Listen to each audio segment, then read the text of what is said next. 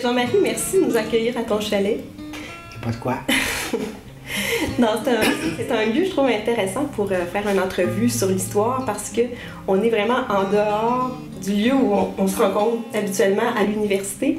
Puis, je pense pour toi, il est très évocateur de toute ton histoire familiale. Donc, il y a de l'histoire, mais il y a aussi de l'histoire personnelle, il me semble-t-il. Alors, forcément, on va t'inviter à faire un peu d'égo-histoire à ce qui t'a amené à faire embrasser cette profession-là, ou en tout cas à t'orienter. C'est pas évident, je pense, parce que tu viens pas nécessairement d'un milieu où il y avait des parents universitaires. Peux-tu nous dire un peu comment c'est arrivé, l'histoire dans ta vie? Parce que c'est pas si fréquent que ça. Devenir historien, c'est un métier plutôt rare. Oui, tu as d'autant plus raison, Louise, que mes parents avaient en effet une 3e année d'université, pas d'université, de primaire. Dans les faits, c'est une histoire, sans faire une longue réponse, c'est une histoire en 3 étapes. Ce qui est frappant chez moi, c'est que ça a toujours été évident que j'allais faire de l'histoire, depuis au moins l'équivalent du secondaire 1, depuis le séminaire de Québec. J'ai d'abord été en amour avec le passé, deuxièmement avec l'histoire, puis troisièmement avec l'histoire canadienne. Avec le passé, parce que très très tôt, pour des raisons sur lesquelles l'idée n'est pas de compter ma vie, sur lesquelles je ne m'étendrai pas, venant d'un milieu populaire, je me suis trouvé à être boursier au séminaire de Québec et à être le seul de mon quartier. Donc, j'ai passé des études secondaires classiques au début des années 60, en pleine révolution tranquille et extrêmement isolé. Et comme je suis profondément maniaco-compulsif, la façon de passer cet isolement, c'était de me passionner pour le passé. Par exemple, mon premier travail historique a été de prendre un immense dictionnaire latin de 1200 pages, fourni par le séminaire de Québec, et de retirer dans ce dictionnaire tous les noms de fleuves romains pour avoir une collection complète des fleuves romains. Ça te donne une idée à peu près. C'est pour ça que j'ai dit que j'étais en amour avec le passé, tout court. Et c'est là que je suis devenu aussi profondément, et là, ce serait très très freudien d'expliquer pourquoi, je pense, profondément amoureux de Napoléon. J'étais, quand j'étais jeune, maniaque de Napoléon depuis la méthode, le secondaire 3. Je m'intéressais aux batailles napoléoniennes, j'ai lu à peu près tout, j'avais une collection, j'étais presque un jeune Benoît d'Or, tu vois. Et je pouvais nommer, y compris les stratégies et les généraux impliqués, 50 batailles napoléoniennes et les décrire en détail, etc., etc. Et ça a été ma grande passion. Ça a été ma première grande passion. Encore une fois, sans faire de psychanalyse, ce que j'aimais chez Napoléon, au-delà des batailles, c'était pas l'histoire de bataille tellement, c'était évidemment un jeune d'origine inconnue et qui, à un moment donné, devenait empereur. C'est pas très original, je suis sûr que je suis pas le jeune à avoir compensé son isolement par rapport à ça. Quand je suis arrivé à l'université, tu le deviens en histoire, je me disais, c'est la continuation d'une passion, ça a été absolument pas ça. Il y a à peine 2 mois, je n'ai plus jamais lu sur Napoléon. Après 2 mois d'université. Parce que, notamment, j'ai connu un professeur extraordinaire qui s'appelait André Segal, un professeur de Moyen-Âge, qui m'a fait découvrir l'histoire. Ce qui n'est pas la même chose.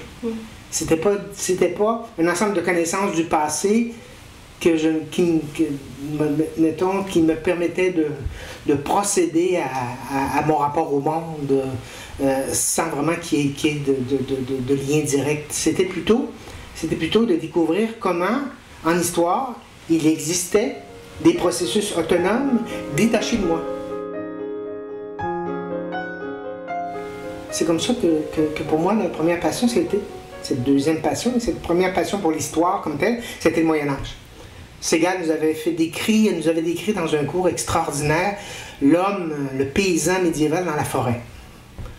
Si tu as lu La Source, c'est un très bel exemple de ça aussi, un film, le paysan. Et ça, j'avais découvert donc comment l'histoire est un processus, comment l'histoire est quelque chose qui permet de faire revivre quelque chose, et c'est le point important, qui nous est étranger.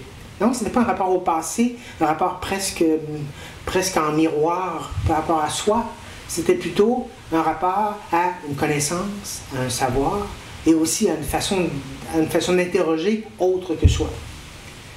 Et c'est la raison pour laquelle d'ailleurs je continue en histoire justement, et que j'ai fait ma maîtrise en histoire moderne.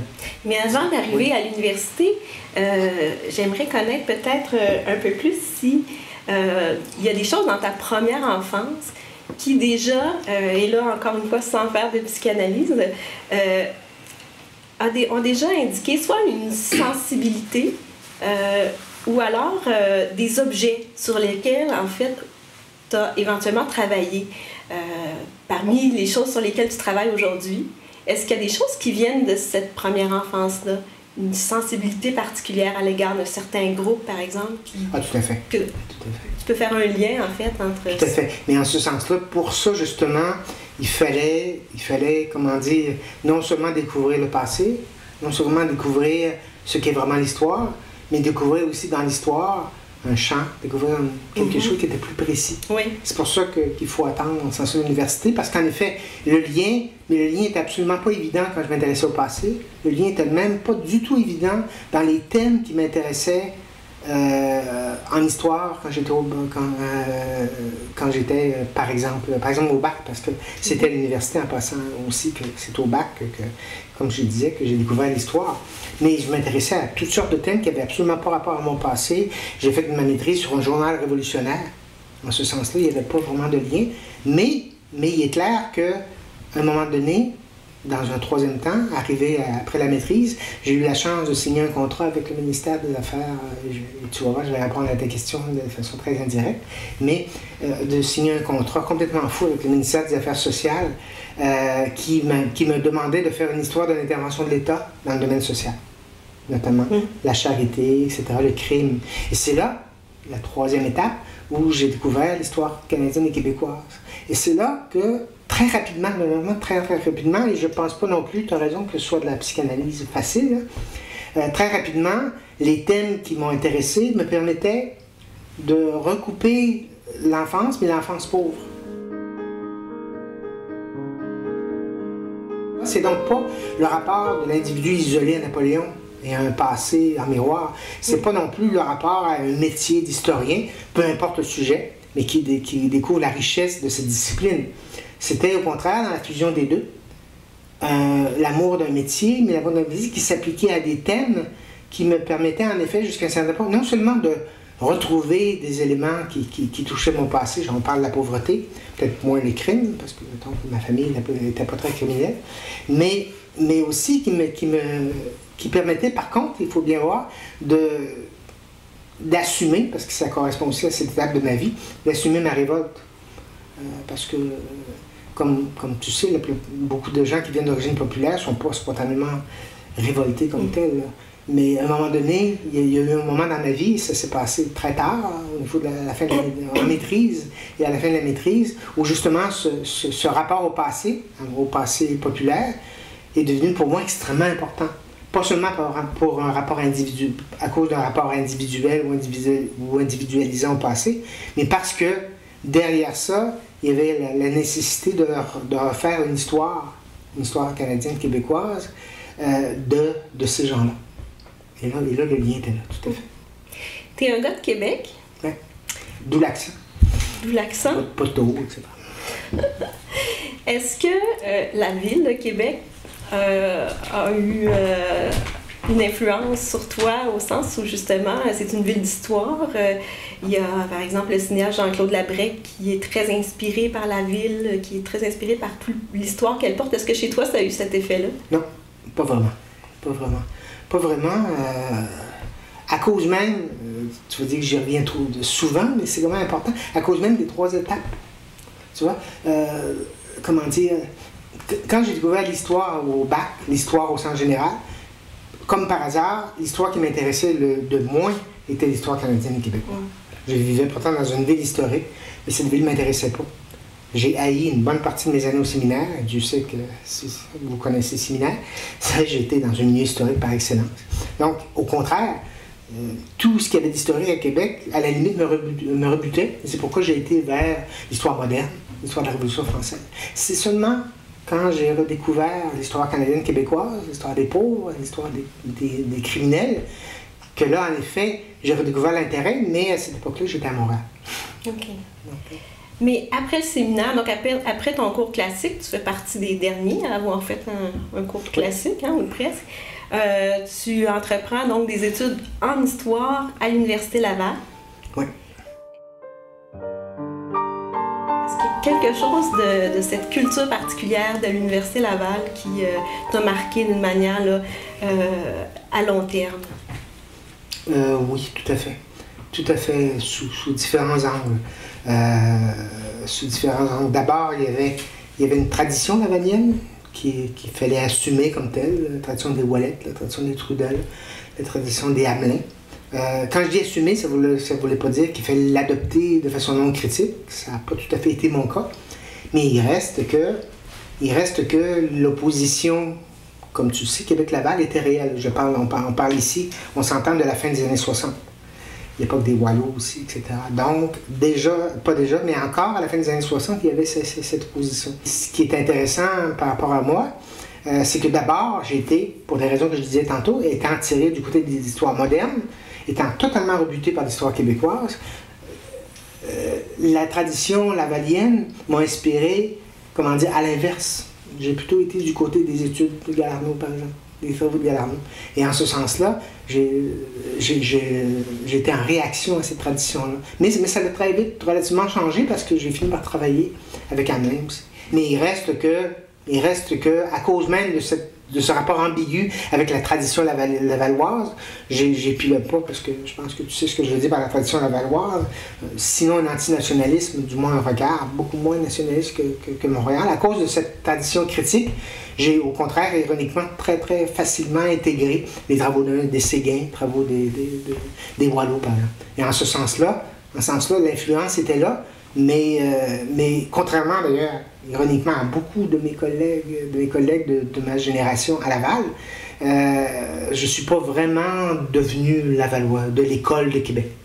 Je n'ai jamais été un historien de l'École de Québec. Enfin, je pense que j'ai jamais été un historien de l'École tout court, mais notamment de celle de l'École de Québec.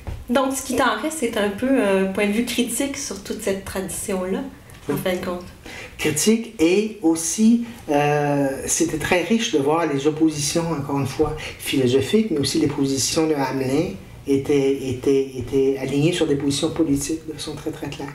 Et la façon dont cette dimension politique de l'histoire, et là, qui touchait évidemment et qui débordait sur la position nationaliste, la façon dont cette position politique était à l'intérieur même du département, ce qu'on connaît moins, sauf les anciens, était extrêmement virulente et avait donné des oppositions qui faisaient d'abord la vie du département, évidemment, mais en même temps, qui était... En somme, Laval était beaucoup moins monolithique qu'on a tendance parfois là, à le penser. Est-ce que ces grandes figures-là, ces gens justement très, disons, affirmés dans leurs idées, ça crée chez toi une sorte de modèle intellectuel? Est-ce qu'il y a quelque chose de ça? Oui et non. Tu vois, c'est ça, oui et non. Être intellectuel, c'est en effet assumer ses combats, assumer sa subjectivité et assumer surtout les conflits, par définition. Ça, c'est vrai. Mais non, parce qu'il y a un aspect dans ce que je t'ai conté qui est pas là, parce que c'est une dimension que je n'ai pas relevée, parce qu'elle s'applique exclusivement à la maîtrise.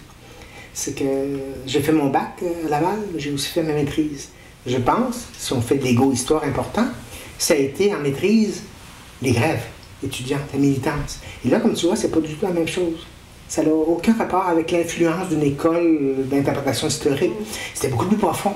Ce qui finalement a fini chez moi par se révéler comme quelque chose qui devait être renversé, ce qui finalement a provoqué la révolte chez moi, s'appliquait autant au Hamelin qu'au Galarno, je le dis en tout respect, parce que comme tu sais, j'ai beaucoup de respect pour les deux, j'ai participé au mélange des deux. Là. Je tenais à ça. Mais pendant ces grèves, où j'ai participé de façon très active, pendant les grèves étudiantes, la contestation qui est montée a pour moi été centrale, parce que ce qu'on contestait alors, c'était pas des écoles d'interprétation, c'était une façon éminemment conservatrice de faire l'histoire.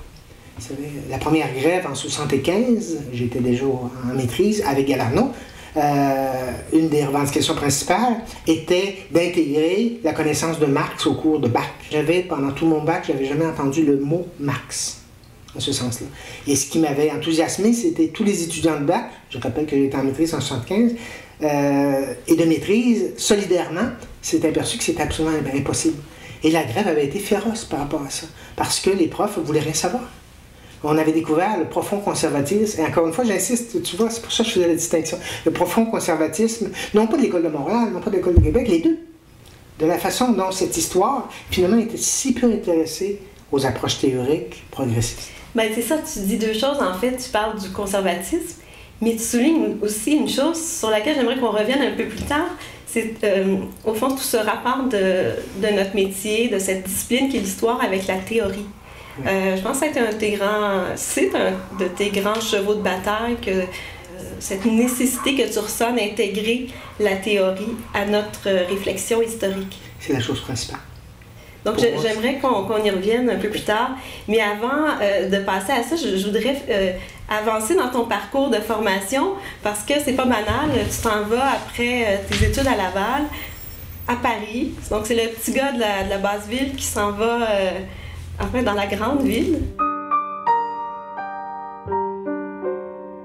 Ça va peut-être paraître comique, mais une des principales raisons, c'était la nécessité de changer d'air. Parce qu'il y avait eu évidemment la grève de 75, mais il y avait aussi la grève de 76. Je suis parti en 71, qui avait retardé ma maîtrise. J'ai pris 5 ans avant de faire ma maîtrise. Tu étais impliqué dans le mouvement étudiant? J'étais impliqué dans le mouvement étudiant. Je faisais partie des étudiants de maîtrise qui avaient rallié les professeurs et qui avaient mobilisé l'ensemble des études avancées. Il est clair qu'il n'était pas question pour moi de faire un doctorat à Laval. C'était clair. Je pense qu'on avait besoin d'un break, de vacances l'un l'autre. La deuxième raison, c'est que dans les faits, j'avais approché Deschênes, Louise Deschênes, pour faire. Qui était à McGill? Oui, mais comme tu sais, c'était vraiment pas son domaine. Je voulais travailler sur la prison de Québec, là, ce que j'ai fait. Et finalement, quand Louise Deschênes a refusé, là j'avoue que, et quand mon professeur, qui était encore une fois Claude Galarno, à cause même de la tradition de cette école galarnoïste à Laval, il avait des relations privilégiées avec Paris, mais vraiment privilégiées. Alors il m'a littéralement tracé une voie dorée, et il a préparé littéralement mon accueil. Ça s'est gâté vite, mais quand même. Et comme il connaissait très bien Furet, c'est avec Furet que je suis arrivé. Pour ceux qui connaissent les positions politiques de droite de Furet, ça va être un peu ironique, mais dans les faits, mon contact à Paris, parce qu'à l'époque, il fallait avoir vraiment des contacts à Paris, mon contact à Paris, dans ce cas-là, c'était l'École des hautes études en sciences sociales, c'était Furet. J'ai échangé après, on ne fera pas la longue histoire de ça. Mais tu vois, en ce sens-là, c'est ça. Il y avait donc l'idée de changer d'air. Il y avait aussi l'idée, mais qui aurait, je pense, refusé ça, l'idée en effet de faire des études à Paris. De faire des études aussi. Encore une fois, j'avais décidé de revenir en Canada. J'ai fait mon mémoire de maîtrise sur la Révolution française à Québec. J'ai trouvé logique de faire mon doctorat sur la prison de Québec à Paris. Alors, ça n'a pas été évident, on s'entend, mais c'est un peu ça. Le contact avec Furet a duré très exactement 10 minutes. Et nous avons décidé diplomatiquement de se passer l'un de l'autre. Volontairement, je sais que ce que je dis était atrocement prétentieux. Furet était un grand historien. À l'époque, il était au fait de sa carrière. Il y avait vraiment d'autres choses à faire que diriger des étudiants gauchistes québécois aux cheveux longs et aux rubans dans les cheveux, tu vois là. Vraiment pas. Alors, le contact a été très rapide, très rapide. Là. Littéralement, Furet m'a dit « Je vous envoie à Louis Bergeron, qui est un spécialiste de l'histoire économique napoléonienne, ironiquement, napoléonienne, et qui a accepté avec une totale gentillesse, ne connaissant rien, mais alors là, vraiment rien à la prison, non seulement québécoise, mais française en plus. Là. Il a accepté de diriger mon doctorat pendant 1 an, et au bout d'1 an, je m'excuse, pendant plutôt un mois et demi, et à un moment donné, avec une gentillesse totale, Bergeron m'a fait venir à son bureau et m'a dit « C'est vraiment ridicule que je vous dirige sa thèse. Je vais vous envoyer à ma grande amie, qui est la spécialiste de l'histoire de la prison. À l'époque, c'est Michel Perrault, qui à l'époque travaillait un peu avec Michel Foucault, justement sur l'histoire de la prison. Et avec une très grande gentillesse, Michel Perrault a accepté que je devienne son 120e étudiant au doctorat en direction en même temps. Alors c'est comme ça que je suis arrivé avec Michel Perrault. C'était une intellectuelle incroyable, d'une gentillesse absolument incroyable. Donc je l'ai vu 2 fois. Je l'ai littéralement vu 2 fois dans l'année. Mais ces 2 fois-là m'ont permis d'abord d'aligner bien des choses, même si elles ne connaissaient rien au Québec, mais elles connaissaient beaucoup de choses à la prison. M'ont permis notamment d'aligner la problématique. Et la deuxième visite a été totalement déterminante, parce que c'est comme ça que j'ai fait le choix de traiter non seulement de la prison, mais de tous les systèmes de régulation sociale au Bas-Canada. J'étais sûr qu'elle refusait, que tout le monde refuserait cette idée folle en direction. Elle a pourtant accepté, elle m'a appuyé, elle dit tout à fait, c'est votre genre. Enfin, elle m'a dit ça avec un accent français. Là. Mais alors c'est ça, mais évidemment, autrement, c'est sûr que j'ai pas été dirigé au doctorat, jamais.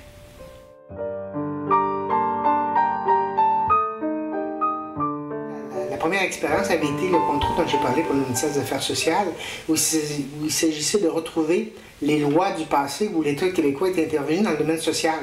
Mais dans le domaine social, comme tu le sais, ça ne veut rien dire. Donc, en ce sens-là, j'étais jeune et fou, je me disais, bon, faire les lois, c'est interroger les lois sur la médecine, sur les hôpitaux, sur la santé, sur ce qu'on appelle aujourd'hui des affaires sociales. Je me suis aperçu qu'en remontant, à rebrousse-poil, en remontant la législation des années 70 jusqu'à Jean Talon, et non pas en faisant l'inverse, je me suis aperçu avec ravissement, avec en même temps ébahissement, comment la problématique du social, non pas se rétrécissait, mais au contraire s'élargissait. Ce qu'on appelait social, enfin, d'ailleurs le mot même disparaît, mais ce qui recouvrait le mot social aujourd'hui, dès les années 1840 et 1800, tu vois venir ma thèse, et ça j'ai découvert ça en 1975, notamment quand je travaillais à ce rapport-là, je me suis aperçu à quel point les lois qui se dirigeaient vers les criminels étaient des lois qui étaient cousines, qui étaient même sœurs, des lois qui s'adressaient aux pauvres. Ça ne veut pas dire que pauvres et criminels sont la même chose, comme tu sais, c'est absolument pas le cas, mais quand même, il y avait un parallélisme, il y avait une logique d'ensemble absolument fantastique, et c'est d'ailleurs là-dessus, à un moment donné, c'est un peu là-dessus que j'avais décidé de faire mon doctorat, mais intimidé par les professeurs français, un petit peu par Louise Deschênes qui était aussi, me disant qu'il fallait que j'aie un sujet plus réaliste. J'avais simplement donné comme sujet la prison de Québec. C'est pour ça. Moi-même, j'avais décidé d'être donc prudent, mais très vite, après les études à Paris, la découverte de Foucault, Surveiller et punir, est paru en 1975, je ne l'avais absolument pas lu avant 1977, etc. La découverte de Surveiller et punir, m'ont montré encore une fois comment il était absolument essentiel de penser une logique de prise en charge qui fasse le lien, puis qui comprenne, pas qu'il fasse, qui comprenne le lien entre des problèmes sociaux comme la pauvreté, comme la maladie d'ailleurs aussi tout à fait, et comme le crime. C'est la première fois que, enfin depuis le rapport du moins pour le ministère des Affaires sociales, mais c'est la première fois où c'était devenu pour moi une exigence intellectuelle jusqu'au point où j'ai osé proposer, parce que Perrault était quand même au fait de sa réputation. C'est clair qu'elle m'intimidait aussi, même si en général, je ne suis pas très intimidateur, mais en tout cas, pas très fort sur intimider, c'est ça. Mais à cette époque-là, c'est clair que c'est ce qui m'a donné le courage de lui demander ça, en disant, oui, c'est peut-être même pas faisable. Mais dès qu'elle m'a encouragé, c'était parti. C'était vraiment parti. Et quand je suis revenu au Québec, là, vraiment, ça a été le démarrage de l'aventure de la régulation sociale. Ouais. Je t'avoue, même à 63 ans, je n'ai pas trop encore finalement compris. Mais je vais essayer de l'exprimer. J'ai travaillé. Au début, je pensais travailler, pour la raison que je le disais tantôt, seulement sur la prison. Mais finalement, je me suis aperçu que c'est pas ça. Je voulais travailler sur la façon dont, en histoire, on pouvait faire, pour aller vite, une histoire des marginaux. Mais plus que des marginaux, je voulais travailler, comment dire, sur les formes de domination, mais les formes de domination qui passaient à travers le problème de la marge, au sens foucaldien du terme.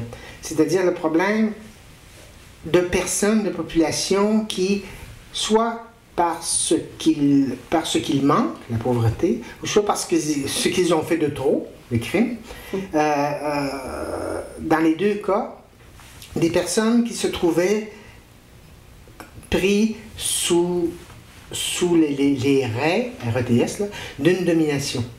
Cette domination n'était pas la même chose qu'une domination de classe par rapport aux ouvriers. Cette domination n'était pas la même chose qu'une domination par rapport aux paysans sur le seigneur. Cette domination Finalement, c'était celle-là qui m'intéressait. Finalement, je vais le dire brutalement, j'ai jamais été vraiment très intéressé par l'histoire des pauvres, par l'histoire des criminels. Finalement, soyons honnêtes, là, cette histoire-là, comme par l'histoire de la prison d'ailleurs tout court, je ne voulais pas une histoire, comment dire, de la façon dont ça se passait, en termes de comment on vivait quand on était prisonnier. Ça m'intéresse évidemment intellectuellement, mais même là, tu le vois par mon attitude, c'est pas la passion. Je pourrais en parler longtemps, comment vivaient les prisonniers, comment vivaient les pauvres. Finalement, je ne voulais pas documenter la vie des marginaux. Ce qui m'intéressait de faire, c'était comment, justement, et ça c'était le problème principal, comment justement le fait même qu'ils existent, ces pauvres, ces dominés, d'ailleurs je vais cesser tout de suite de dire marginaux, j'ai toujours failli d'ailleurs le terme marginal. Parce que ça décrit très mal la situation. Ce ne sont pas finalement des marginaux, on les transformait en marginaux, mais ils ne l'étaient pas. Mais donc, ce qui m'intéressait, ce qui m'a toujours fondamentalement intéressé, c'est comment l'existence de ces formes de marginalisation, de ces formes de prise en charge aussi, permettait de décrire un processus. Au début, je l'appelais contrôle, je ne parle pas de régulation. Suivant un mot à la mode, on parlait de contrôle social au début. Mais ce qu'il faut bien voir, c'est que d'abord, il faut tenir compte de l'époque. On est en 1977, je venais de dire Foucault. Et donc, il est très clair que j'ai été lourdement influencé par ce qu'on appelait l'histoire révisionniste. C'est-à-dire l'histoire qui de plus en plus utilisait les travaux sur les pauvres, sur les malades, sur les criminels, pour faire une critique des institutions. Si on se base sur cette approche-là, une approche donc qui va dans les marginaux, non pas un objet d'étude, tu as bien compris, ce n'est pas un objet d'étude, mais une problématique, mais une question beaucoup plus large qui interroge l'ordre social. Il faut s'interroger sur l'État, il faut vraiment s'interroger sur la loi, il faut s'interroger sur la façon dont l'institution est structurée légalement, donc il faut s'interroger sur le droit, sur la façon dont fonctionne, évidemment au 19e, mais finalement ça finit par déborder, sur la façon dont fonctionne la norme, le droit, et non seulement en termes de loi, parce que le droit c'est pas seulement la loi, mais au sens de pratiques très concrètes au sein des institutions, des hôpitaux, etc. Premièrement. Deuxièmement, dans cette même logique, quand on travaille sur les marginaux, il faut évidemment aussi s'interroger sur, sur la logique, je dirais presque ontologique, du diagnostic qu'on fait de leur marginalité, qu'on fait de leur mise à l'écart. Qu'est-ce que je veux dire par là? Il faut s'interroger sur qu'est-ce qui fait qu'un criminel est criminel. Il faut s'interroger sur le crime. Il faut donc s'interroger à tout ce qui s'appelle la déviance. Si on s'intéresse à la déviance, on s'aperçoit aussi que ça touche les malades. Il faut s'interroger sur la santé. Il faut donc s'interroger sur la folie. Tu vois s'accumuler les thèmes. Il faut s'interroger sur l'inégalité sociale. Parce que comment comprendre la pauvreté? La pauvreté n'est ni une maladie, ni une folie, ni un crime. Comme tu sais. Là. Mais en ce sens-là, c'est quoi? C'est un manque. Il faut s'interroger donc sur ce qu'est la folie comme telle. Et comme tu vois, on arrive déjà à 5 à 6 domaines différents. Mais on pratique un métier qui, pour deux raisons, développe une espèce d'anti-théorisation de façon structurelle. On pratique un métier qui n'a pas d'objet. Le passé? Hein? Le passé? Exactement. On pratique un métier, je le disais encore hier, comme par hasard, Koselleck, un de mes grands historiens théoriciens que je trouve extraordinaire, dans un bouquin, dans un livre, dans un article qui s'appelle The Need for Theory, publié il y a quelques années, à un moment donné, qui confirmait ce que je dis aux étudiants. Je sais que mes collègues ne m'aimeront pas, mais je le dis depuis 25 ans. L'histoire est une discipline qui n'a pas d'objet, parce qu'elle s'intéresse à tout, sans exception. Elle n'a pas d'objet. La seule limite de l'histoire, c'est le passé. La seule limite, c'est ce qui est révolu. Le critère comme tel de détermination de la réflexion sur le métier, c'est non pas un objet, non pas un schème, non pas un schème de pensée, même pas un thème. Le critère de discrimination de ce qui est historique ou non, c'est le fait d'être passé. Mais on dit souvent aussi qu'il y a une méthode historique. J'ai 63 ans, je la cherche encore. Parce que comme il n'y a pas d'objet, tu comprends bien que j'ironise en partie. Il n'y a pas d'objet parce qu'il y a trop d'objets. Tout est objet. Mais comme tout est objet, les historiens, et c'est tout à fait logique, on ne peut pas leur reprocher ça, ont aligné la méthode sur l'objet, sur l'objet du moment sur lequel ils s'intéressent. Donc il y a évidemment une méthode d'approche de l'histoire de la prison. Il y a une méthode d'approche de psychologie. Il y a une méthode d'approche d'histoire des femmes. Il y a des méthodes comme telles. Enfin, le mot méthode est d'ailleurs un peu exagéré, je dirais dans certains cas plutôt des techniques, mais essentiellement, ce qu'on appelle, et encore une fois, je ne sais pas si tu veux qu'on se dirige vers là, mais on peut y aller, ce qu'on appelle la méthode historique est une farce, au sens, non pas au sens où c'est pas important, mais ce qu'on appelle la méthode historique, c'est une façon de gérer intelligemment et honnêtement le document. OK. Si on appelle ça une méthode, bien alors la méthode historique est la même que celle de la sociologie, que celle du journalisme. Quelle est la différence entre un journaliste qui analyse sérieusement, honnêtement, éthiquement un événement qui vient d'arriver la veille et un historien? Au niveau de la méthode, là. On va dire, ah, mais l'historien doit analyser, faire la critique du document. Tiens, comme si on était les seuls. Et évidemment, on s'entend, j'ironise toujours à moitié. Parce que c'est sûr que par définition, le document étant un document cunéiforme qui date de 2000 ans, là, il y a des techniques d'analyse, en effet, qui sont spécifiques, mais encore une fois, pas à l'histoire, spécifiques à ce domaine de l'histoire. Alors, en ce sens-là, qu'on me dise que l'historien, que l'histoire a une méthode, c'est-à-dire que l'histoire a une façon de faire, mais ça fait absolument pas ce qu'on appelle, au sens profond du terme, dans les sciences sociales, une méthode. Parce que pour avoir une méthode, on doit avoir un objet. Donc, dans un premier temps, l'histoire, ayant pas d'objet, est portée à considérer la théorie comme l'approche de M. Séguin. Vous savez, je m'interroge sur mon objet, je fais de la théorie. Il y a une espèce de naïveté qui est presque paysanne chez l'historien, qui vient structurellement du fait qu'il n'y a pas d'objet, qui le porte à ne pas être intéressé, et je parle d'expérience là aussi chez les étudiants, par tout ce qui s'appelle théorie historique. Tantôt je vais nuancer. Il y a une deuxième raison, dans la structure même de l'histoire.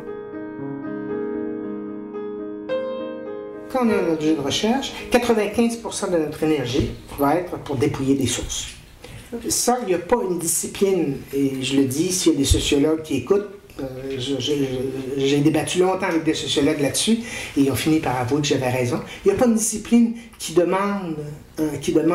aussi onéreuse, dans tous les sens du terme, en énergie, mais l'énergie au sens riche du terme, énergie intellectuelle, énergie physique, énergie de motivation.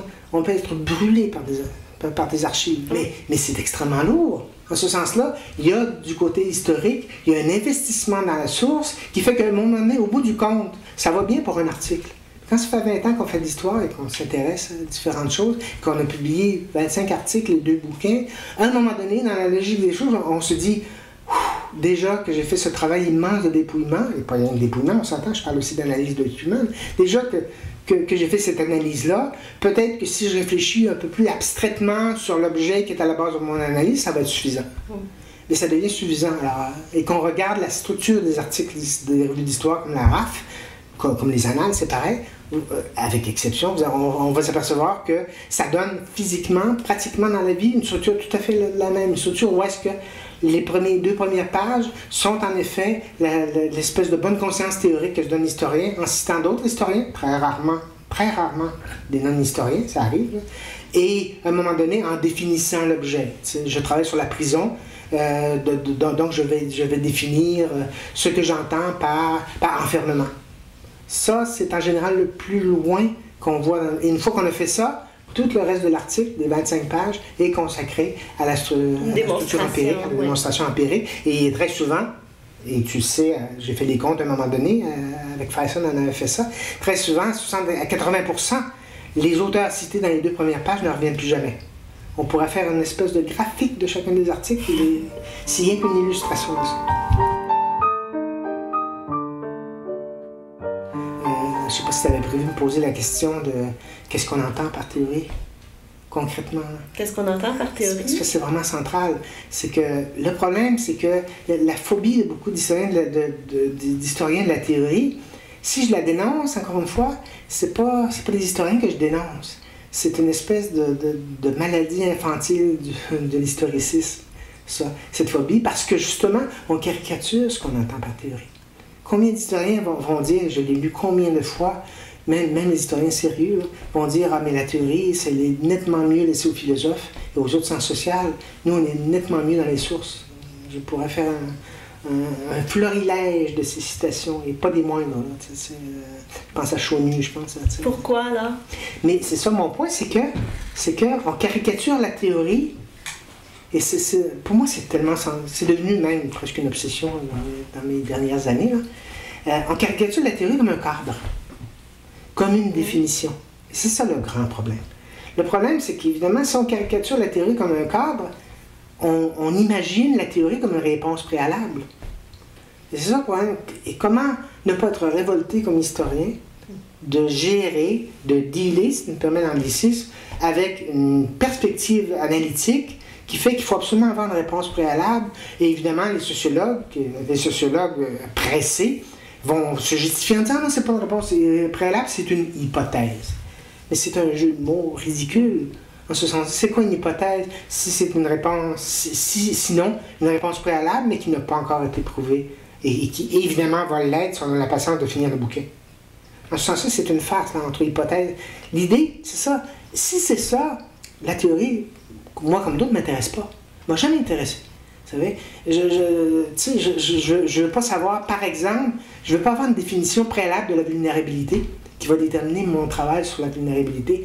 Je veux pas avoir une définition préalable de l'événement qui va me permettre et qui va guider mon étude d'un événement comme, je sais pas, la conquête. Vous savez, ça peut être ça, mais le problème, c'est qu'on a assimilé ces deux dimensions-là. En faisant ça, on séparait de façon totalement arbitraire ce qu'est la théorie et ce qu'est la pratique, ce qu'est la théorie et l'empirie. En ce sens-là. Et l'ironie est que, c'est pourquoi je dénonçais relativement ce qu'on appelle l'empirie, c'est qu'en faisant ça, évidemment, si on caricature la théorie comme ça, tous les historiens se rabattaient sur ce qu'ils trouvaient important, c'est-à-dire la preuve, le statut de la preuve dans leurs travaux, et en effet, donc ils étaient hallucinés par le fait que ce qu'ils disaient était fondé dans les faits. Le problème, c'est que si on fait ça, on procède à un double renoncement. Un renoncement légitime, renoncer à avoir un cadre d'une réponse préalable, mais un renoncement illégitime en s'imaginant que on peut arriver à dire ce qui a existé sans passer par la théorie. C'est ça le renoncement illégitime. Parce que c'est pas vrai. Parce que la théorie, c'est justement pas un cadre préalable. La théorie, c'est un autre niveau de travail sur le réel. Mais c'est un travail, c'est pas une mise en cadre.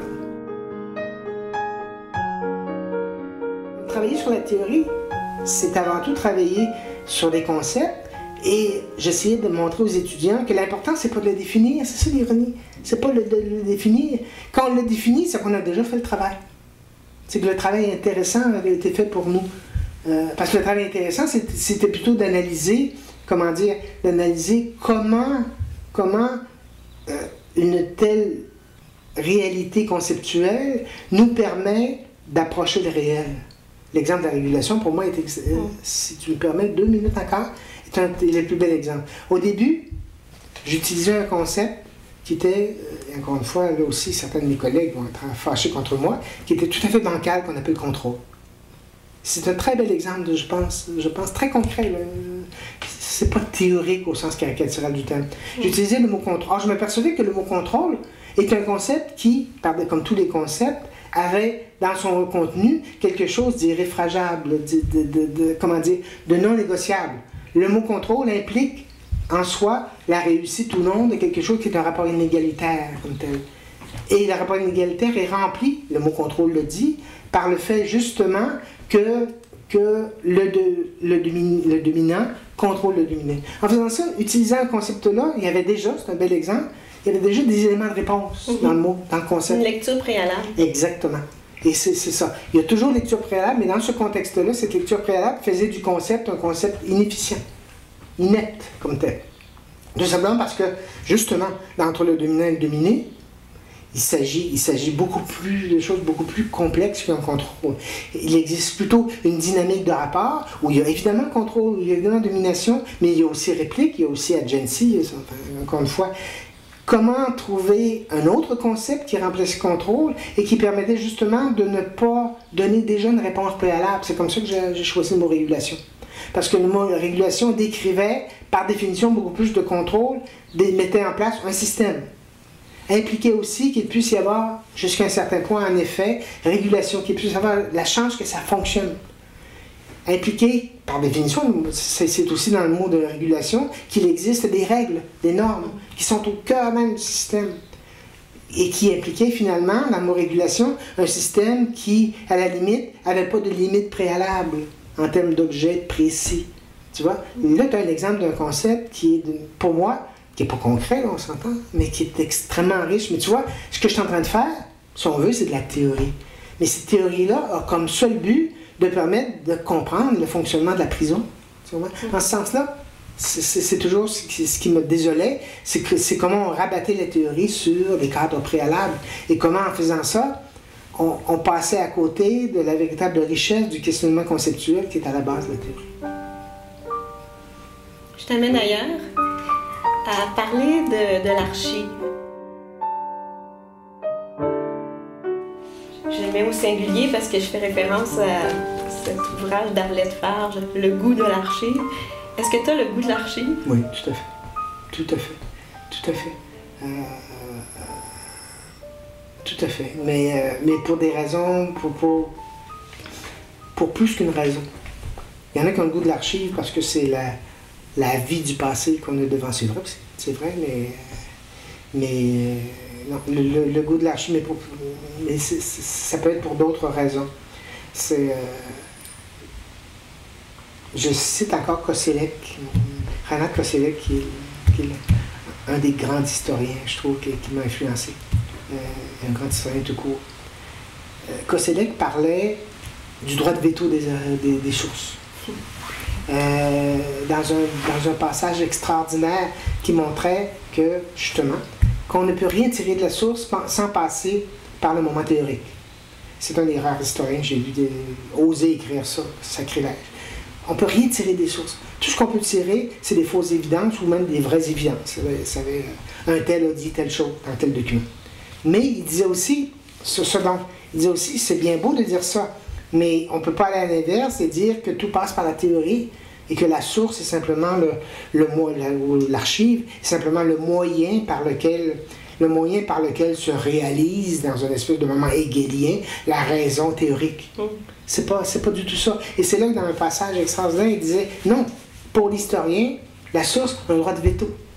C'est quelque chose qui permet de montrer ce qui n'est pas plausible, ce qui n'est pas possible, et qui permet donc, comme par effet indirect, de montrer que le réel est quelque chose de tout à fait concret. De déterminer l'espace du vraisemblable? Exactement. Ou, comme dirait Foucault, l'espace du possible historique. C'est d'ailleurs ce qu'il dit. Il parlait de la nécessité de théoriser le possible historien. C'est extraordinaire ce qu'il fait, je trouve. Mais c'est ça, mais je reviens à ça parce que, donc, la source est quelque chose qui est extraordinaire parce que c'est quelque chose qui te limite. Quelque chose que quand tu la lis, ça peut être une lettre, on s'entend, je ne peux pas du type d'archive, ça peut être un registre de prison. Un registre de prison est quelque chose d'extraordinaire parce que ça démolit la moitié des cadres théoriques artificiels préalables, pour reprendre ce que je disais tantôt, c'est ça qui est utile notamment, parce que, donc, d'un premier temps, la source est une empêcheuse de penser en rond, qui est absolument extraordinaire.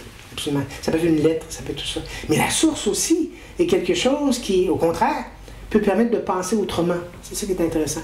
Pas parce qu'on a là un nouveau document qui permet de découvrir, jusqu'à un certain point, un nouveau caractère de l'auteur du document. Si tu permets, je vais te donner rien qu'un exemple. C'est l'exemple qui est peut-être le plus frappé dans mon rapport à la source. Je travaillais sur ma thèse au ministère de la Justice dans les documents poussiéreux, dans les dossiers criminels des années 1780. Et je tombe sur un dossier criminel de 3 jeunes accusés de Longueuil, accusés de vol de tissu. Ils travaillaient chez le marchand Sanguinet, dans Montréal, dans le Vieux-Montréal. Ils traversaient la rivière à chaque fois pour aller travailler. Ils étaient accusés de vol. c'est déjà fascinant, etc., mais c'est assez banal. C'est vrai qu'on travaille sur le soir de la prison du crime, c'est assez banal. Donc je vais vite, mais tu vas voir pourquoi je donne l'exemple. Il y a des accusés de vol, et on s'apercevait, premier intérêt, on s'apercevait comment ils avaient monté un véritable réseau délinquants. Et déjà, c'est plus intéressant parce que les historiens n'ont pas beaucoup travaillé en fait, au 19e siècle sur les réseaux délinquants. Et c'était très concret. Les trois travaillaient chez Sanguinet, les trois frères, 17, 18, 19 ans à peu près, là, et ils prenaient des petits morceaux de tissu, des tout petits pour pas que ça paraisse. Et ils les amenaient à Longueuil, et c'est la grand-mère qui en faisait des chemises, des pantalons, et qui les revendait sur le marché. Donc, le crime parfait. Sanguinet, évidemment, qui n'était pas bête, c'est Sanguinet, il est resté dans l'histoire comme un marchand assez tough, là, tu sais. Il s'est aperçu et il a dénoncé les jeunes. Voilà. Donc, ça, c'est un premier exemple de la découverte à travers le document, l'archive, d'une réalité qui est quand même plus riche, même s'il s'en tient au domaine sur lequel on travaille. Mais quand le document évoque quelque chose qui est complètement ailleurs, quelque chose qu'on n'avait pas attendu et qui nous révèle quelque chose, comment dire, non seulement qu'on n'attendait pas, mais dans un autre domaine tout à fait que ce sur quoi on travaille. Je lis les dépositions des accusés, et un des jeunes, on lui demande, le juge de paix, pendant le procès, lui demande, mais pourquoi tu fais ça? Pourquoi tu... Évidemment, la logique, c'est qu'il voulait faire de l'argent, parce qu'il monnayait, hein? La grand-mère vendait. Donc, il ne s'agissait pas d'avoir des vêtements. Oui. On est en situation de marché, là. Donc, et tu sais ce qu'a répondu le jeune? J'en parle, j'ai encore la chair de poule, et j'ai été au doctorat, on était à peu près en 1980, ça fait 30 ans. 30 ans. Le jeune dit, je veux retrouver le roi. Il rêvait d'aller aux Antilles pour retrouver son roi. Et là, je t'ai en train d'oublier que je suis en interview, j'en suis tombé sur le cul. On est en 1980. Ils n'étaient pas nés pendant la conquête. Ah, ouais. Ils avaient gardé ce souvenir du roi de France, qui existait encore. On est avant la Révolution, c'est très important, on est avant la Révolution. Ce roi, on pouvait le retrouver en France, mais la France, c'est la mère patrie. C'est la France, c'est les Français, c'est pas pareil. T'sais, ils voulaient retrouver le roi, et pour eux, le roi, il était aux Antilles. Et c'était pas le trip des plages, là. Non. Et j'ai jamais évidemment développé ça. Mais tu devines comment ça ouvre, mais vraiment ouvre des perspectives. On n'a pas moyen de faire une enquête, un sondage sur ce rapport. Mais c'était là. C'est sur les mentalités. Voilà. La source, en ce sens-là, elle est unique dans les deux sens du terme. Hélas, unique. On a un seul témoignage. Et j'en ai jamais parlé vraiment dans un article comme tel, là, mais c'est ça. Mais je m'en sers dans mes cours. Pour expliquer en quoi c'est l'archive, c'est ça aussi. Il n'y a pas un document théorique qui va avoir un effet intellectuel sur toi que ce document, ce petit document tout poussiéreux. La grande découverte du 20e siècle, c'est la capacité de créer sa source. Non pas la trouver, non pas la déterrer, non pas la fouiller, non pas la nettoyer, la créer. La série, c'était quand même extraordinaire, c'est la capacité, c'est donner à l'exposant X une force à la recherche d'archives en créant, en mettant l'historien en mesure de créer sa source. Parce qu'une série, c'est ça, c'est une source créée, c'est une source nouvelle, c'est pas ce qui est dans la source. Tu parles de tes bonheurs d'archives. As-tu eu des grands deuils d'archives, des fonds disparus? Comme tu sais, oui, un grand deuil d'archives, qui est un deuil partagé par beaucoup de mes collègues en histoire du droit. Oui. La destruction insensée, je m'excuse, même si ça fait déjà 20 ans, des archives judiciaires au Québec. Jamais, je sais que j'ai des collègues qui ont participé à ça et qui sont en total désaccord. Vous allez peut-être interviewer d'autres personnes. Mais pour moi, c'est un beau cas de destruction totalement insensée, justifiée par des raisons bureaucratiques, dans une ignorance totale de l'état technique, parce que c'est aussi important, comme tu sais, la technique, de l'état technique, la numérisation notamment. Dans une situation, j'ai participé à ce combat-là, c'est un des combats que j'ai perdu, et ça veut dire que 90% des archives judiciaires ont été détruites. Certains, je pense à Marie Miklich, à d'autres, qui en ont encore subi des conséquences très concrètes. Oui. C'est un des beaux cas de la dérive, de la bêtise quantitative. Parce qu'on se disait, par définition, il n'y a pas de subjectivité historienne qui est en jeu parce que c'est 1 sur 10. C'est aveugle. Donc c'est juste. Donc le principe, comme tu sais en statistique, 10%, c'est tout à fait représentatif. Et on nous a sorti cet argument-là, je m'en souviendrai toujours en salle et dans des articles qu'on peut lire dans la revue Archives notamment. La conséquence, évidemment, c'est bien beau, mais quand on travaille comme Marie Clé sur l'inceste, est-ce que le 10% qui reste des archives est statistiquement intéressant? Dans les registres, on voit indirectement que, évidemment, tous les cas d'inceste ont disparu. On ne peut plus travailler en archives judiciaires sur l'inceste. Encore une fois, Marie-Mé pourrait vous t'en parler très longtemps. Mais c'est un grand deuil irréparable.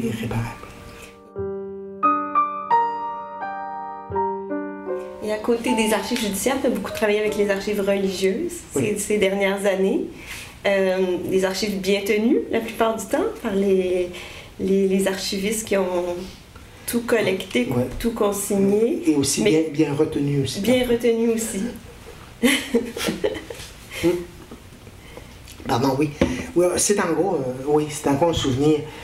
Les archives religieuses. Oui, les archives religieuses, c'est un vieux marxiste comme moi pourra te surprendre en disant que j'en... Tu remercies les bonnes sœurs? Ah oui, tout à fait. Mais ça n'a pas toujours été facile, comme tu le sais. Mais ça m'a permis de découvrir, non pas l'archive, parce que je l'avais quand même connu avant, et ces archives-là sont aussi intéressantes que d'autres, mais pas nécessairement plus, à mon avis, enfin ce que j'en connais. Mais ce qui m'a permis de découvrir, c'est le rapport, un rapport que j'ignorais aux archives, le rapport religieux aux archives. Le rapport, non, c'est pas un rapport religieux, je dis n'importe quoi là. C'est un rapport des religieux à l'archive. Que des matérialistes comme moi n'avaient pas imaginé. Si on a eu tellement de difficultés à avoir la permission de travailler dans les archives, j'ai fini par le comprendre.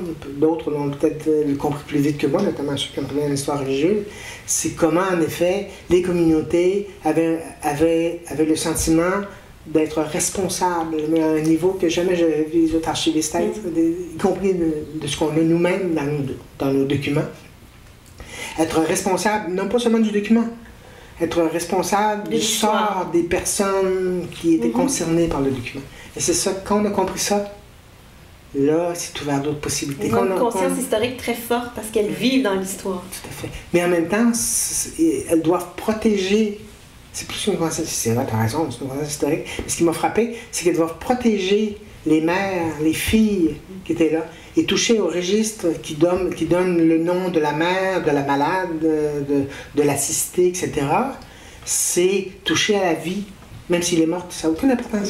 En ce sens-là, le rapport à la mort est évidemment complètement différent de ce qu'un matérialiste connaît. Là. C'est mort, non. Ils sont encore vivants parce qu'ils sont encore dans le registre. Donc, toucher au registre, c'est toucher au malade. Et quand on a compris ça a été long dans mon cas, je l'avoue, là. Quand on a compris ça, le rapport s'est beaucoup amélioré parce qu'on a réussi à montrer à je pense à toutes les communautés avec lesquelles on a fait affaire, dans certains cas comme la Providence, ça a pris 10 ans. 10 ans. On a réussi à montrer que ce qu'on faisait était basé sur le respect. Non pas seulement des archives, non pas seulement des communautés, mais le respect des personnes sur lesquelles on travaillait. Et là, ça l'a bien été. L'ensemble des chantiers que tu as énumérés, c'est quelque chose qui se travaille à l'échelle d'une vie difficilement, tant c'est vaste. Donc, ça implique le travail d'équipe, une chose que tu as beaucoup valorisée, une chose qui n'est pas si valorisée encore aujourd'hui dans notre profession. Le travail d'équipe, c'est à 2 niveaux, il faut bien voir. Et c'est ça, encore une fois, on va me trouver cruel envers les historiens. C'est hallucinant comment les historiens, et là je parle à 99% des cas de ceux que je connais, n'ont pas vu. Le travail d'équipe, c'est, peut être organisé, puis il est essentiel dans la production jusqu'à l'écriture. Pas toujours dans l'écriture à 2 mains, on s'entend. Le travail collectif, c'est quelque chose aussi qui se planifie, non pas dans l'espace, plusieurs intellectuels qui travaillent sur un chantier commun, de façon à comparer des réalités dans l'espace ou dans le temps, mais le travail collectif, c'est quelque chose qui se passe aussi dans le temps, quelque chose qui se planifie. Et en ce sens-là, là, je vais aller très vite parce que ça serait, à mon avis, une autre entrevue complète. Je pense que tu le sais. En ce sens-là, l'avenir est, à mon avis, était une histoire, était une pratique historienne qui est construite,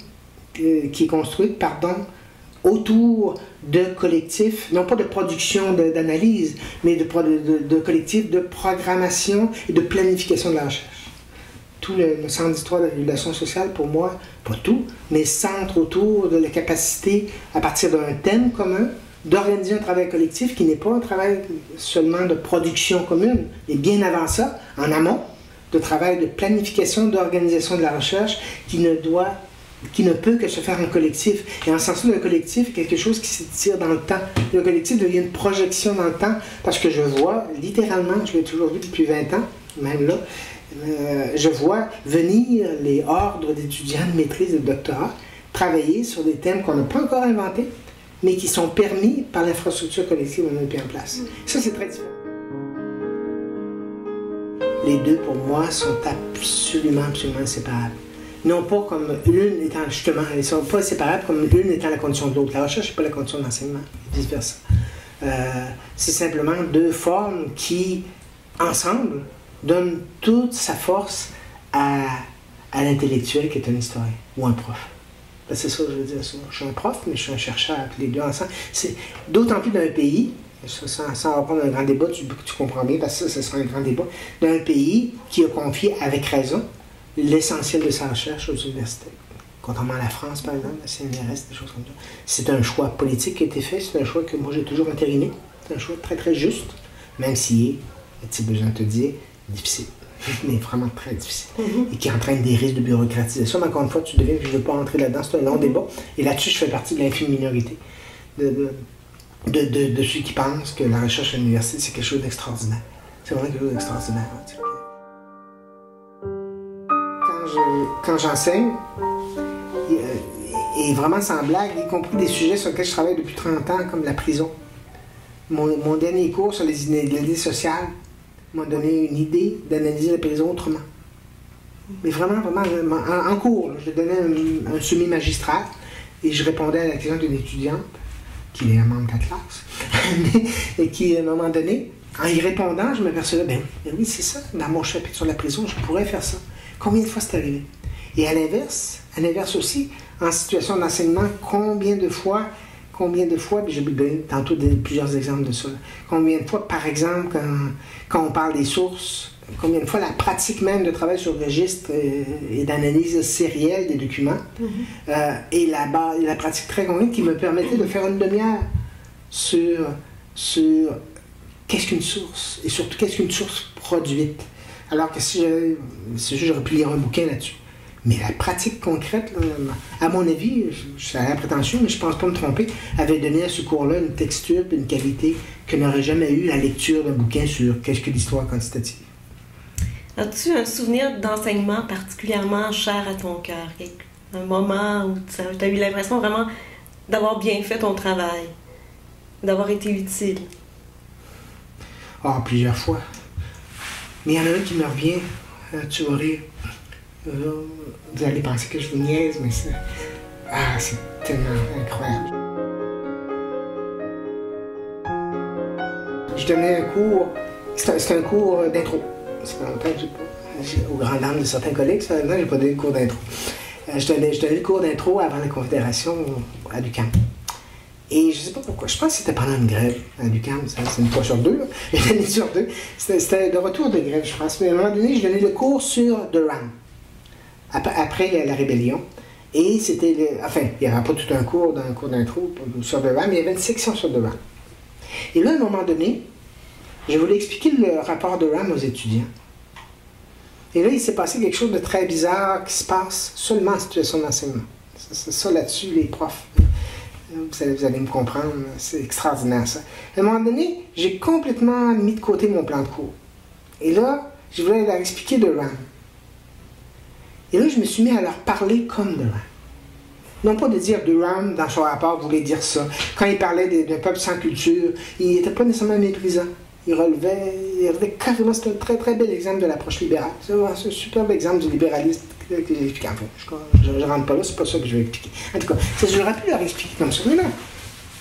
Je me suis mis à m'adresser aux étudiants comme Durham se serait adressé aux paysans québécois le lendemain des rébellions. Vous êtes comme ça. Vous faites ça comme ça, etc. Et je suis parti dans une envolée, ça arrive parfois, mais vraiment dans une envolée qui a duré à peu près, paraît-il, j'ai perdu la notion du temps, parce que je parlais littéralement de la notion, je suis dedans, tu sais, comme tu sais, l'enseigner, c'est aussi acter, c'est vraiment comme un théâtre. Ça a duré 10 minutes. Et là, il est arrivé quelque chose d'extraordinaire. J'avais jamais vu ça, ce genre revenu d'ailleurs. J'ai pu enseigner en cours d'intro. Là, dans le fond de la classe, il y a un étudiant qui s'est levé et qui s'est mis à m'engueuler. J'avais été tellement bon, j'avais tellement réussi qu'il pensait que j'étais devant. Il pensait que je le pensais. Tu comprends? Je m'étais tellement mis dans la peau de celui que je voulais faire comprendre, qui m'avait compris et qui en même temps, sans même s'en apercevoir, il me l'a dit après, sans même s'en apercevoir, s'était mis dans la peau d'un paysan québécois. Puis on jouait le rôle. Et là, il s'est mis à m'engueuler littéralement en hurlant dans la classe, hurlant. L'autre étudiant le regardait, etc. Puis là, il est parti avec la capote. Tu me diras, c'est bizarre, c'est un de mes souvenirs les plus. Il y en a d'autres aussi, assez spéciaux, mais les plus frappants parce que c'est un petit peu ça que je valorise dans l'enseignement. Non pas le théâtre aussi, mais devinez que je pense mon théâtre, c'est le fait que l'enseignement doit avant tout, non seulement être vrai, évidemment, mais il doit bousculer. Et à ce point-là, je n'avais jamais bousculé à ce point-là. Il y a des étudiants qui m'ont engueulé aussi, mais jamais à ce point-là. Là. Puis ils m'avaient engueulé parce que je leur avais donné C plutôt que B. Là. Tout ça, ce que je faisais, tout ça, ça ne m'intéresse pas. Mais ça, là, c'est ça une situation d'enseignement où les étudiants qui me reviennent, sans répondre trop longuement, dans mon cours d'intro, j'avais un personnage type qui s'appelait Joe Blow, qui était paysan à Terrebonne, non, à Repentigny. Et Joe Blow me permettait, et était mon personnage type, me permettait d'expliquer la paysannerie, le système féodal et le pouvoir, les rapports au pouvoir de la paysannerie au pouvoir royal. Joe Blow, c'est arrivé 4-5 fois que 10-15 ans plus tard, un étudiant me croise dans la rue, puis me demande comment va Joe Blow. T'sais? Comme par hasard, c'est ce qu'ils avaient retenu. Mais tu vois, mais pour moi, c'est positif ça, parce qu'on s'en fout du nom, puis il n'existait pas, mais le problème n'était pas qu'il n'existait pas, il m'avait permis comme je te dis, d'abord de briser des certitudes aussi, c'est ça l'enseignement, c'est d'avant tout ça. Un étudiant est un être humain qui est fait pour se faire brasser. Ça pour moi, c'est la meilleure définition, mais vraiment se faire brasser. Là. Je dis pas engueuler, je dis brasser. Brasser dans ses certitudes jusqu'au fond de ses souliers de luxe, jusqu'au fond, c'est brasser. Puis un étudiant qui se fait brasser comme ça, à quelqu'un tu peux parler, et justement, auquel tu peux raconter, non, le roi n'est pas absolu. Non. En Nouvelle-France, le roi n'est pas absolu. Regarde Joe, regarde, c'est ça que... Et là, tout à coup, il s'aperçoit que tout... Et je reviens à André Segal, que je disais au tout début, c'était un prof comme ça. Et en ce sens-là, si j'ai réussi quelque chose, c'est pas toujours le cas, ceux qui nous écoutent ont peut-être d'autres expériences, c'est très possible, il y a des moments où on est fatigué, où on est carrément pas bon. Mais ça l'enseignement, c'est à la fois ça, puis ce sont les bons souvenirs que j'ai.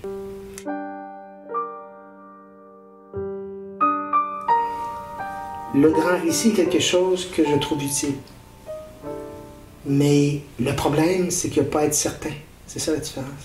C'est pas la même chose, la certitude et des grands récits. Par exemple, il y a combien de profs, et ça c'est pas ma réponse, c'est un corollaire préalable, il y a combien de profs qui justement se rabattent sur des petites certitudes. Vous savez, la conquête c'est 1760, et si tu réponds 61, c'est littéralement comme si tu avais brûlé une chasuble là, sous Duplessis. Là. Et je t'assure, j'ai vu une attitude comme ça, blanc de rage. Là, il s'est trompé d'une année, on s'en Christ. Enfin, franchement, c'est essentiellement, c'est ça. Donc, il y en a qui se rabattent sur justement la notion d'enseigner des certitudes. Ce qui est utile à apprendre, c'est en effet avoir le sentiment qu'on comprend la logique de ce qui s'est passé et la façon dont ça a changé. Pour ça, il y a 3 conditions essentielles. Si on veut arriver à ce résultat-là, il faut arriver à la généralité. On ne peut pas se contenter de décrire un leader syndical, de décrire la bataille de Québec. C'est clair, on ne peut pas faire ça. Par définition, il faut dire des choses qui sont générales. C'est le début. C'est pas seulement un grand récit, mais c'est une généralité, premièrement. Deuxièmement, il faut que cette généralité, elle ait un sens. Il faut soi-même en être en partie certain. Sans ça, on ne le dirait pas. Tu comprends? Il faut quand même penser que c'est ça. C'est pour ça que moi, j'ai aucun problème avec les profs, parce que j'en suis un, qui disent ce qu'ils pensent. Qui disent que la bourgeoisie, vous savez, on pourrait se la mettre quelque part. Tu sais, je le pense, vraiment. Qui ont des positions, etc. Tout simplement parce que c'est la condition même, cette forme de certitude, on s'entend. Tu devines qu'en troisième, je vais nuancer, mais c'est à ce deuxième stade-là, c'est une forme de certitude qui est important. Qui est important parce que justement, que l'étudiant la partage ou non, c'est quelque chose qui permet de penser le général et de le penser d'une façon qui fasse sens et qui nous fasse avancer, qu'on ait l'impression de comprendre pourquoi la conquête, pourquoi le Québec, etc. Et encore une fois, je réagis, mais c'est pas nécessairement un grand récit. C'est pas un grand récit, c'est un récit. Par définition, il faut que ce soit un récit parce que c'est chronologique, parce que c'est temporel, parce que c'est ça.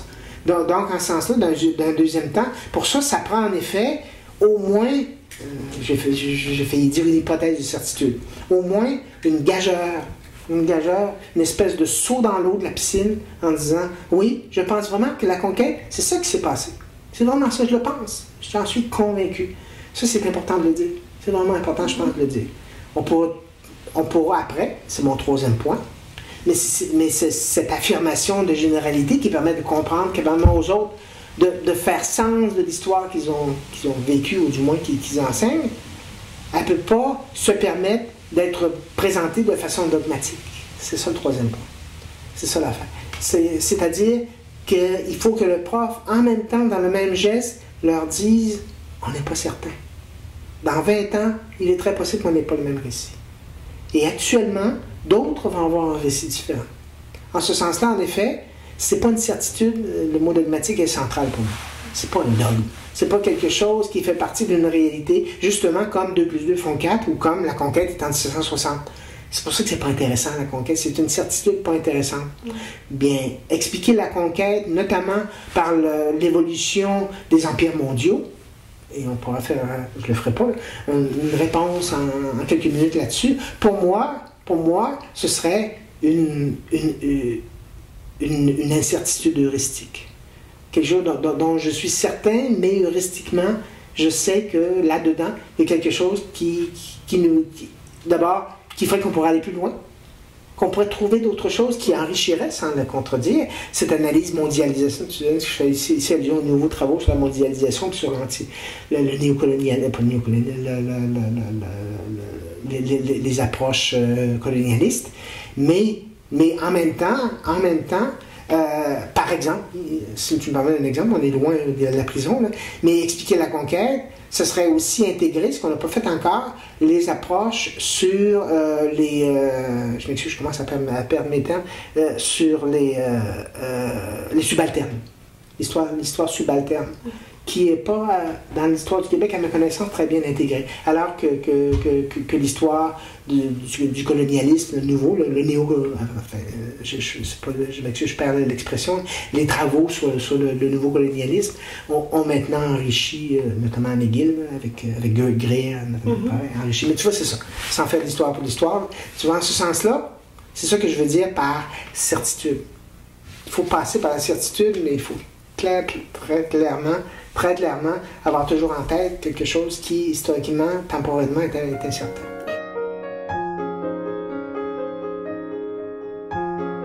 C'est un cours qui s'appelle l'Histoire du Québec. Il est clair que dans ce cours-là, il faut que tu interroges par définition, que tu donnes des réponses, entre guillemets, certaines, avec les nuances que j'ai dit, que tu donnes des nuances certaines sur la constitution d'un collectif national qui s'appelle le Québec. Tu ne peux pas passer autrement parce que ça serait ridicule. Par définition, tu postules, par la définition même du terme, qu'il existe ce collectif.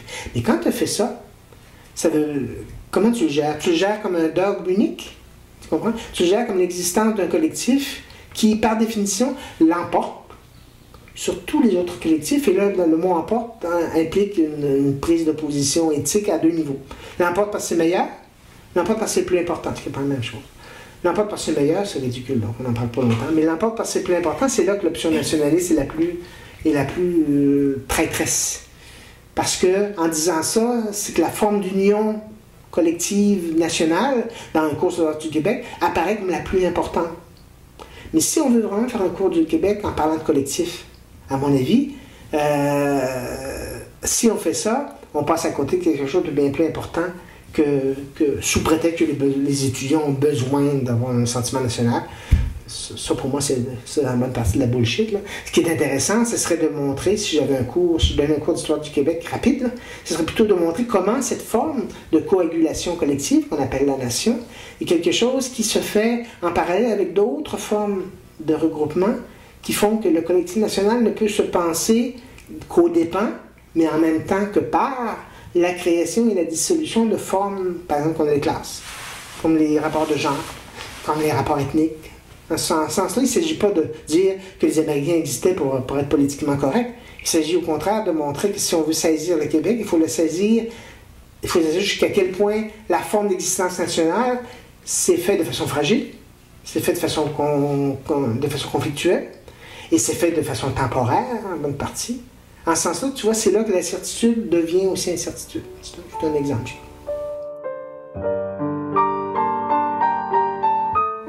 Parle-moi un peu de ce rapport-là, directeur, dirigé, comme certains les appellent. D'abord, c'est la même chose.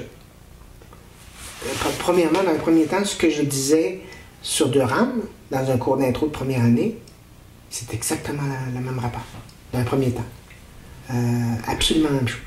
Parce que le plaisir que je te disais, et là, ce n'est pas des étudiants qui m'ont engueulé, en fait, c'est pas vrai. En direction, qui dans certains cas m'ont engueulé, mais pas pour cette raison-là, parce que je n'étais pas en... La différence, tu devines qu'après avoir dit ça, je vais arrêter de... J'arrêterai pas de dire qu'il y a des différences, là, mais il faut bien insister. Ce qu'on valorise dans l'enseignement global, dans le premier cycle, était exactement la même chose. C'est-à-dire développer, justement, brasser. Donc, un étudiant de maîtrise de doctorat, c'est un étudiant qui est là pour se faire brasser. La seule différence, c'est qu'ils sont plus difficiles à brasser. À mesure qu'ils avancent. C'est un petit peu le problème. Mais ça, à 75, j'ai fini par apprendre. Une des choses les plus difficiles, c'est gérer le temps. Ça, c'est très difficile. Tout simplement, c'est encore plus difficile le doctorat, évidemment, parce que le temps est plus long. C'est-à-dire gérer le fait qu'un étudiant est là pour 2 ans, 3 ans. Et surtout, gérer soi-même l'évolution chronologique du rapport à l'étudiant ou l'étudiante. Au doctorat, c'est comme si c'était un petit peu plus difficile pour 2 raisons. La longueur, puis deuxièmement, l'âge. C'est important, l'âge ne sont pas le même âge. Début du monde adulte, au doctorat, on parle de 20 ans. Il y a ça. Donc, ça c'est extrêmement difficile. Mais ma grande réussite, c'est très souvent, j'ai pas toujours réussi, c'est pas toujours possible, d'avoir réussi à intégrer les étudiants dans un collectif. Donc, d'avoir réussi à leur faire passer ce moment d'existence ou de maîtrise ou de doctorat dans un collectif, sous forme de contrat, mais pas toujours, même sous forme, les étudiants crépiques français, par exemple, on s'est arrangé pour, comme tu sais, je pense, on parlait d'Arnaud tantôt, d'Arnaud Bessières, on s'est arrangé pour le mettre dans un collectif, ce qui change tout à fait ça. Il y a donc cet aspect gérer la solitude. Un prof, c'est pas vrai qu'il n'y a rien à faire, c'est absolument pas vrai. Il y a quelque chose à faire par rapport à ça, surtout s'il y en a plusieurs. C'est sûr, s'il y a un seul étudiant, c'est plus compliqué. Mais c'est rare qu'on ait un seul étudiant, comme tu sais. Ça monte vite, ça monte vraiment très vite. C'est ça. Essayer de gérer, cette fois-là, le temps. Mais cette fois, c'est pas un temps qu'on passe aux études, c'est un temps de productivité. Essayer de gérer la forme de productivité, parce que par définition, rédiger une mémoire, c'est une production, évidemment, ou une thèse. Et ça, à un moment donné, après avoir cafouillé, parce que très souvent, l'erreur d'un directeur est là. C'est là que ça casse, très souvent. Ça casse au début, ou ça casse là, vraiment entre les deux. Statistiquement, c'est prouvé, l'abandon est au début du doctorat ou de la maîtrise, ou au moment de rédaction, il pète comme un bouchon de champagne. Excuse de traiter matériellement les étudiants comme ça, là, des fois, ça fait du bien. T'es pas quelqu'un qui s'est beaucoup mis sous les feux des projecteurs, qui a recherché les micros et les caméras de toute évidence. Et je sais que c'est pas faute d'avoir été pas mal sollicité. Donc, je présume que c'est un choix que tu as fait d'être moins dans la sphère publique, dans les médias. bien que tu aies eu des interventions très significatives, ponctuelles, autour de questions très précises. Mais pourquoi avoir été aussi en retrait? C'est pas nécessairement un choix. Il y a un côté carrément maladif, là. Un côté où c'est pas ma faute, c'est ma faute, mais un côté où j'ai pas pu me contrôler, historiquement. C'est-à-dire que, ce que je veux dire, c'est que, pour la même raison que tu vois la structure de réponse à cette entrevue, ça finit pas, c'est éternel. Ça a toujours été ça. Le problème, c'est que je suis presque structurellement incapable de parler court. Par exemple, il m'est arrivé au moins 10 à 15 fois dans ma carrière de préparer une lettre, mais au lieu d'avoir 2 jours pour l'envoyer à la section du devoir de la presse, j'étais rendu à 10 pages et ça faisait 2 mois ou ça faisait 3 semaines. Tout simplement parce que je ne pouvais pas me permettre de dire telle chose sans vérifier. C'est-à-dire l'intellectualisme ou l'intellectuel compulsif de façon caricaturale, tu l'as devant toi en ce sens-là. Ça joue quand même en ce sens-là. L'exemple de la lettre sur l'infamie, la loi 78, et en ce sens-là, en passant, je ne révèle pas de grands secrets, puis Martin, je pense, Paquette, est d'accord avec moi. J'ai reçu un courriel à 10h du matin un vendredi, à 8h du matin, un vendredi ici, où Martin me disait, on est jusqu'à 10h. Fait que, quand même, à 9h30, je lui ai envoyé un canevas avec les principales idées et 2-3 phrases, je pense, plutôt choc. Martin le transformait en texte et il l'envoyait à 10h moins 5. C'est ça l'histoire. Jamais de ma vie j'ai fait ça. C'est la première fois à 63 ans que je faisais ça et j'étais vraiment en hostie. Comme la majorité du Québec. C'est une loi infâme. En tout cas, on n'en rentre pas là-dedans. Et en ce sens-là, tu vois, mais les autres fois, et tu devines que là, je parle d'intervention publique. Il y a un autre aspect que je voudrais aborder qui n'est pas la même chose. Mais donc, dans ce sens-là, je suis caricaturalement incapable de condenser vite ma pensée. Il y a d'autres formes d'application qui sont importantes. Par exemple, j'ai fait quand même partie pendant 3 ans du mouvement socialiste.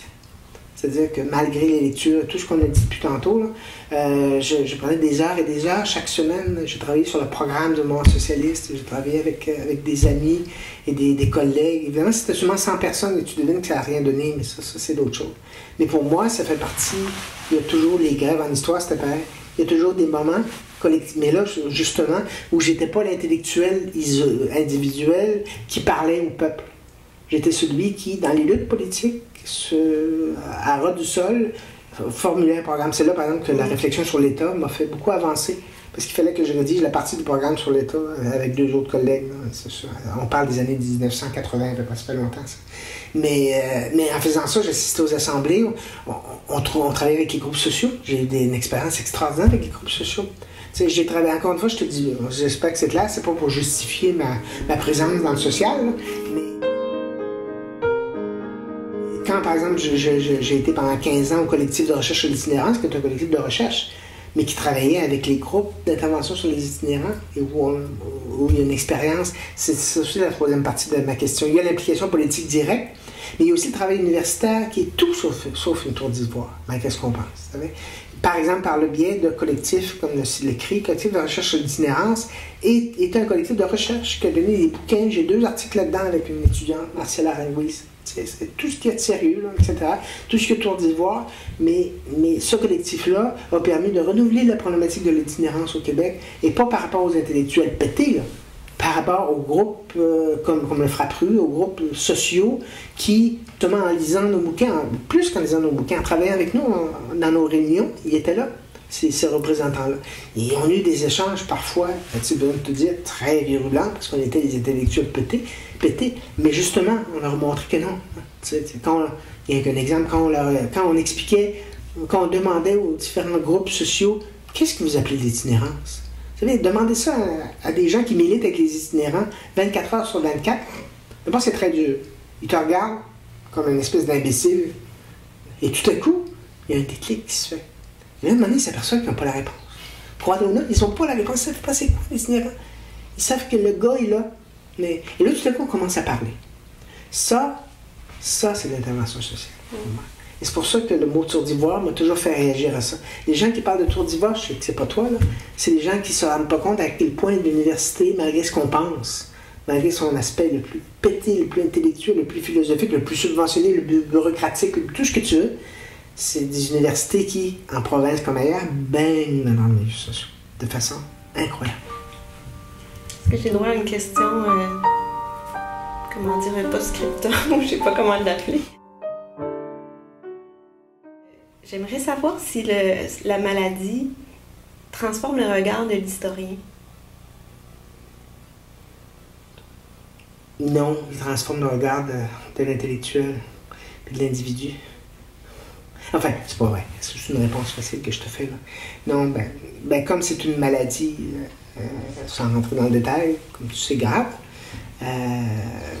qui fait que ma vie va probablement être raccourcie de façon importante.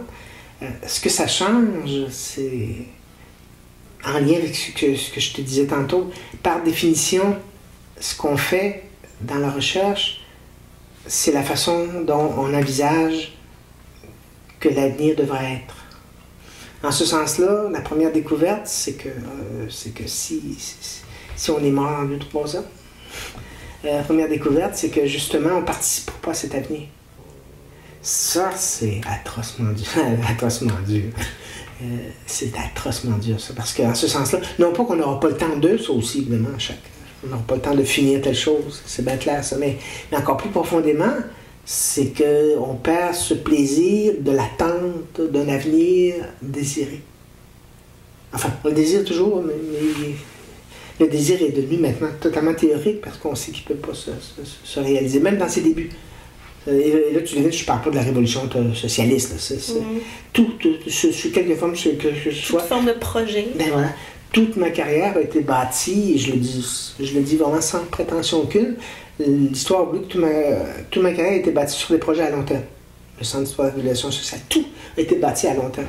La preuve, c'est que justement, je n'ai pas réussi à produire bien des choses que j'aurais dû produire. J'avais annoncé dans 2 ans, l'histoire de la prison, le meilleur exemple. Tout ça, parce que justement, ce qui est intéressant, c'est de voir se développer un centre, c'est de voir se développer des recherches, des collègues dans telle direction, et que justement, notre travail collectif dans le centre nous permettait de préparer ça. C'est de voir apparaître des nouveaux talents sous forme d'étudiants de maîtrise. Il faut penser toujours comment ça pourrait être dans 3-4 ans, et comment on va faire d'ici 3-4 ans. En ce sens-là, quand on apprend qu'une maladie comme le cancer arrive, qu'on apprend ça, tout à coup, c'est comme je le disais à une amie, c'est comme si 4 rideaux de fer tombaient autour de sa vision du monde. Bang! Violemment. Au début, je te rassure, c'est une première réaction. Réaction de panique en disant il n'y a pas de projet à avoir. La deuxième réaction, c'est celle dans laquelle je vis actuellement, c'est au contraire de se déterminer sans. Et ça, c'est pas ni paternaliste, c'est pas une leçon, parce que je suis pas sûr que ce soit la bonne attitude, je pense, là, mais ça veut dire déterminer des cibles à plus court terme qui permettent de dire qu'est-ce qui est important et si j'ai le temps, bien, on va le faire. Merci Jean-Marie. Ça m'a fait plaisir. Merci.